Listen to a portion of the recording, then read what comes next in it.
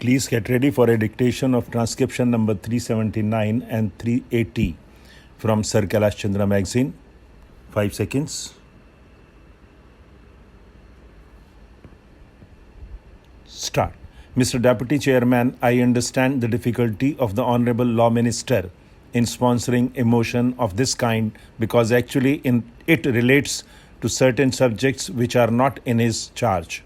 Yet I do not think how he can get away from it. That is my difficulty because after all, he has come here with an amending bill and he has asked us to invest the government with certain powers which according to the High Court of Calcutta, the government does not possess, namely the power of the government to act as the buyer and compel the seller to sell the government under the provisions of this measure. Therefore, naturally, the question arises as to how the government will function as a buyer, as a personality who buys in the market. The behavior of the government as a buyer in the food market is in question today, and that is a subject matter of discussion. I am therefore entitled to know as to how you will function because it is not merely a question of food for the people, but also a question of public funds that will be placed at your disposal to buy. I would also be interested in finding out at what price you are buying and whether you are buying sufficiently.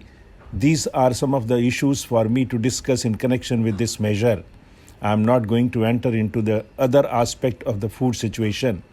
Now, sir, the judgment of the Calcutta High Court has been referred to. Yesterday, we read it in the press that the High Court has finally given its judgment holding those orders ultra vires, the Constitution or whatever it is. Anyway, this bill empowers the government of West Bengal to buy. Now, I will cite how this thing arose. On the 28th August last, the government of West Bengal carried out certain raids on certain rice mills in Calcutta, in and around Calcutta, about 40 of them, and they secured about 20,000 tons of rice. Naturally, they wanted to buy under the Essential Commodities Act. Their action was questioned by the rice millers. Now, out of this, the whole controversy has arisen, and this bill also relates to that aspect of the matter. Now, the position seems to be like this. Here, I would not mind if the government have this power.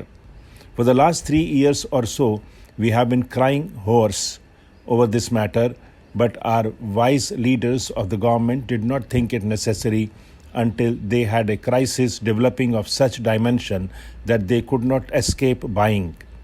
Not only that, they had to carry out certain raids in the Calcutta godowns.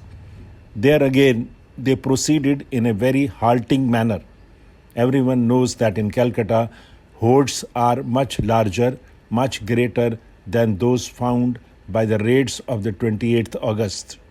My charge against the West Bengal government, and for that matter against the government of India, is that we passed the measure in all good faith when the bill was brought here last time, but the government failed to discharge its responsibility towards the people and they have failed to find food for the people.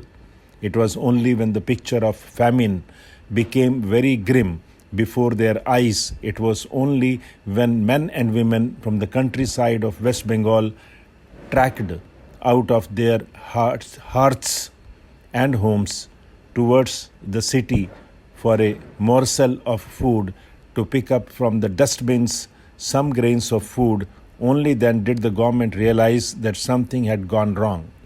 Sir, it was only when starvation deaths began to be reported from all over West Bengal and from other parts of the country, only when district and district, area after area, division after division drifted under the shadow of approaching famine, that the government realized that they had to act and go in search of food. It was not until then that they raised their little finger. I strongly accuse the government of dereliction of duty. I accuse the government of not using the measure which the parliament put in their hands. I accuse the government of not using the weapon which we gave them in order to secure food for the people. They gambled with the food of the people. Here is the picture of how the West Bengal government has acted. We do not know what other hoards are lying where. Am I to understand that West Bengal is passing into the grim shadow of famine and that only 20,000 tons of rice is held in the godowns? Am I to understand that there are no more hoards lying in the hands of the tradesmen and businessmen, not only in the city but also in the rural areas, so as to have brought about this situation? I would ask the government to explain. Why are they buying only in the urban areas?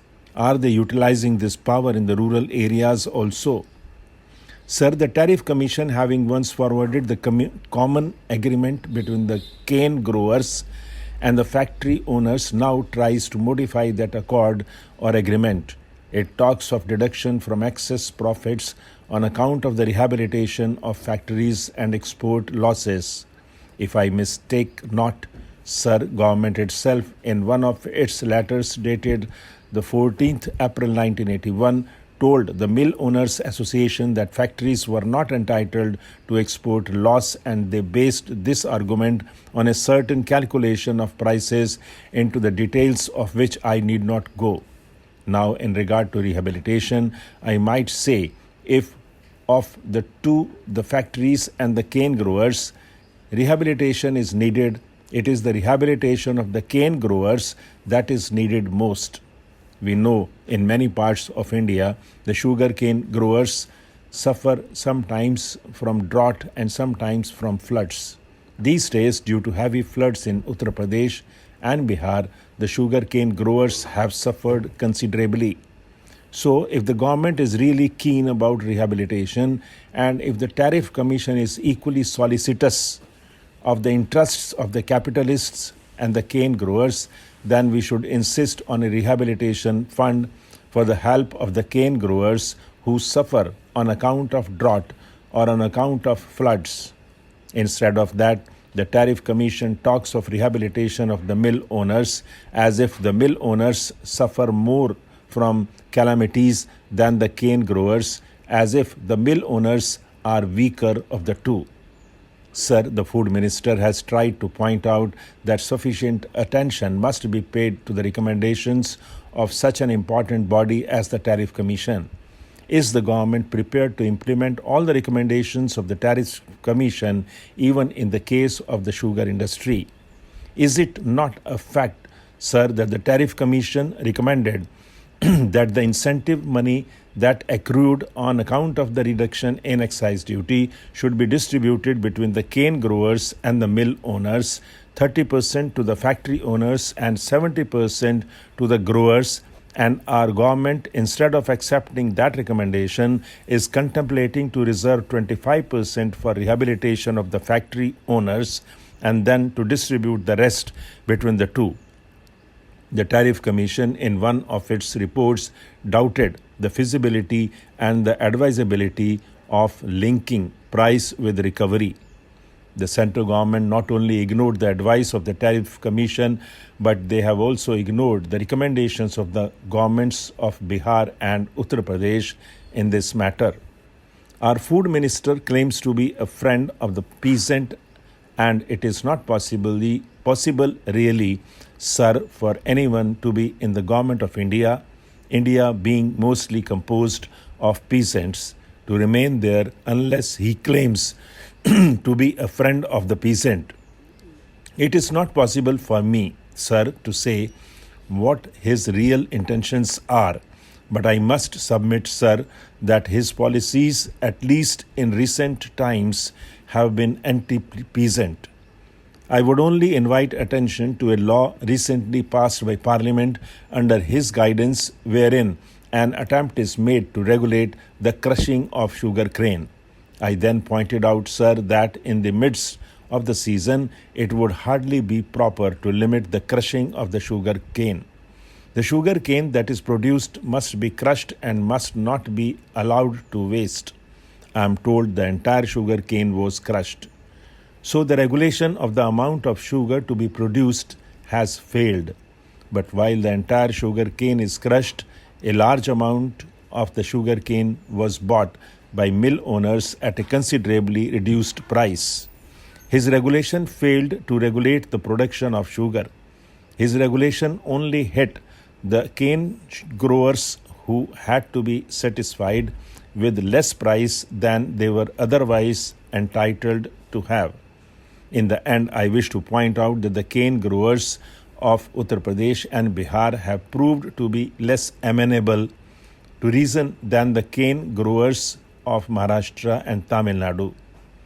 From all that the Food Minister has told us this afternoon, it is clear that while there is higher yield of sugarcane in the sugarcane produced in Maharashtra and Tamil Nadu, the mill owners of Maharashtra and Tamil Nadu are paying more than the minimum price which are paid by mill owners of Bihar and Uttar Pradesh. There were in my own city 2 sugar factories. Now they are linked together into one. I once studied the working of these 2 sugar factories very carefully, and I am definitely of the opinion that the recovery of sugar is not being reduced increasingly because Mother Earth is producing worse quality of sugarcane than before, but because the management of factories in Uttar Pradesh and Bihar is getting deteriorated. Stop.